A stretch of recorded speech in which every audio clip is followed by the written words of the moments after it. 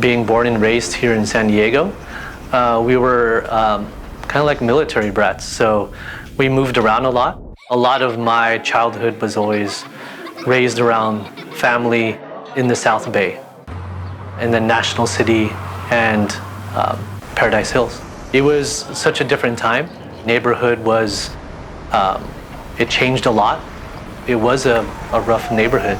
You really couldn't walk with your family or kids to the park at the time.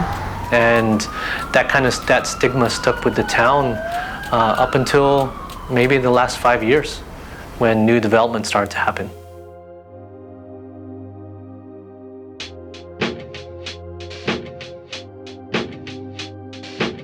As a child, I was very high energy, really kind of just followed my own rules.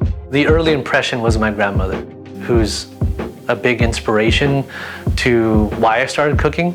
I would always ask her to make me this chocolate cake, so she got tired of making it for me, so she just taught me how to make it.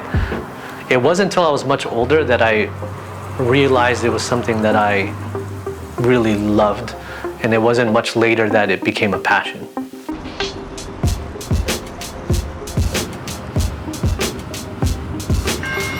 So I was in school for medicine. Throughout college, I was always cooking and cooking for roommates, cooking for parties. And my roommate was like, you just need to drop out and go to culinary school.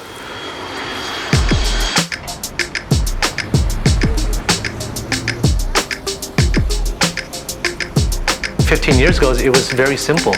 You just had to love cooking.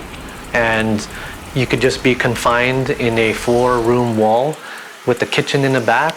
But now, everything is so open kitchens, social media, celebrity chefs, TV.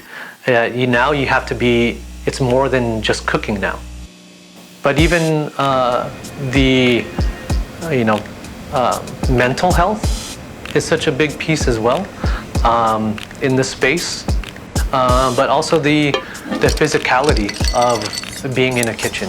The old school chefs is you're working 16-hour days, standing on your feet all day long, and typically not taking any breaks.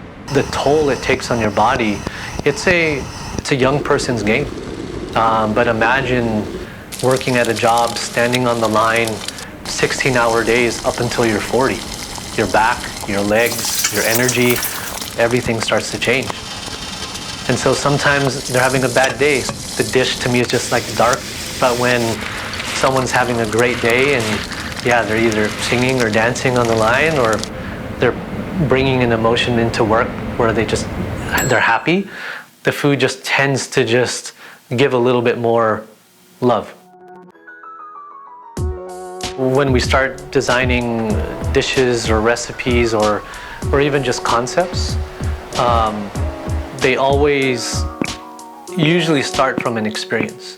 It could be traveling, going to seeing architecture, seeing design,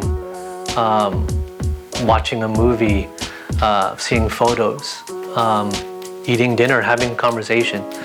Let's say for white rice and the food that we do there is basically our version of childhood memories of Filipino food. Every day I try and start by like the first hour I wake up is, I stretch for 20 minutes and then I